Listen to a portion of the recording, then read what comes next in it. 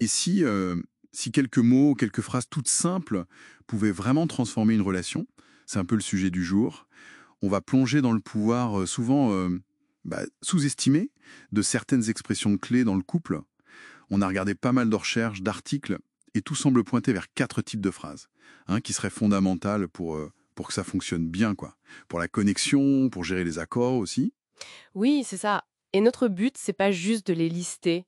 L'idée, c'est de comprendre pourquoi ces mots ont un tel poids psychologiquement, et puis comment on peut les utiliser de façon juste authentique. C'est pas de la magie, hein, mais plutôt des outils de communication consciente. Et les données montrent que ça a un vrai impact. D'accord. Bon, bah allons-y, déballons ça. Le premier, c'est celui qui répare, on va dire. Le pardon. Mmh. Ça paraît basique, mais la manière de le faire. Ça change tout, d'après ce qu'on a lu. Ah oui, c'est fondamental. Une excuse sincère, comment dire, c'est bien plus que juste désolé. Il faut vraiment valider ce que l'autre ressent, reconnaître sa peine, admettre sa part de responsabilité, sans chercher d'excuses. Et c'est cette validation, justement, qui lance la réparation. Vraiment. Bon, on oublie le fameux «je suis désolé, mais». Ah, ça oui, totalement. Les études font clair là-dessus. Le mais, il vient tout invalider, il nie la douleur de l'autre en fait. Une bonne excuse, ça exprime le regret, la responsabilité et si possible une intention de réparer, de changer. Ok, très clair. Passons au deuxième. Un mot tout simple. Merci, présenté comme un ingrédient secret. C'est fort ça. Mhm. C'est assez juste, c'est simple, mais très puissant. La gratitude, ça fonctionne comme un renforçateur positif, direct. Quand on se sent vu, apprécié, pour des gestes précis, ça motive à continuer, ça donne envie de faire plaisir, de s'investir, et surtout ça combat ces trucs terribles qui s'installent parfois et prendre l'autre pour acquis. D'accord. Et pour que ça marche bien, il faut être précis, c'est ça. Pas juste un merci, un peu vague. C'est exactement ce que suggèrent les observations, oui. Un merci d'avoir fait ça, ça m'a vraiment aidé, ça n'a pas du tout le même poids qu'un merci lancé en l'air. L'impact vient de la spécificité et de l'authenticité qu'on y met.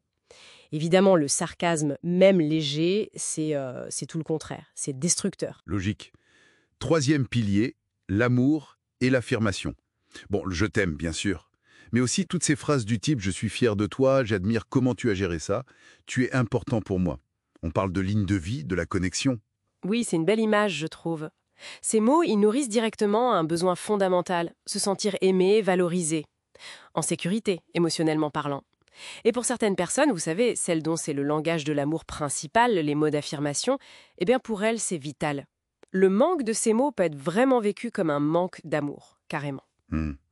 Mais est-ce qu'il n'y a pas un risque que ça sonne un peu faux si on en fait trop ou si c'est pas senti? Bien, ça peut lasser. Ce qui ressort, c'est vraiment l'importance de l'authenticité et de la régularité. Des compliments sentis sur des choses précises, même petites. C'est ça qui ancre le sentiment d'être aimé au quotidien, pas seulement pour la Saint-Valentin ou les anniversaires, quoi. D'accord. Et on arrive au quatrième élément clé, l'empathie. Le fameux «je comprends ce que tu ressens». Ou même simplement demander «comment tu te sens». Oui. Et ça, c'est peut-être le plus délicat à maîtriser, en fait. L'écoute active, la validation des émotions de l'autre, même si on n'est pas d'accord sur le fond, hein, ça a un pouvoir incroyable pour désamorcer les tensions. Ça montre qu'on cherche à comprendre l'autre avant de réagir, de juger ou de vouloir avoir raison. C'est la base du respect, finalement. C'est vrai que souvent, le premier réflexe, c'est de juger, ou de donner des conseils, ou de contre-argumenter.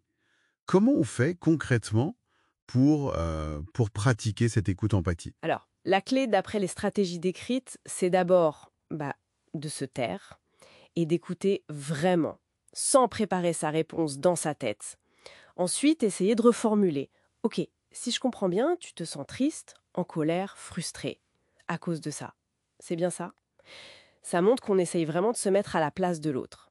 Et il faut résister à l'envie de dire «Mais non, tu ne devrais pas te sentir comme ça» ou de sauter sur les solutions. Ça coupe court au besoin d'être juste entendu.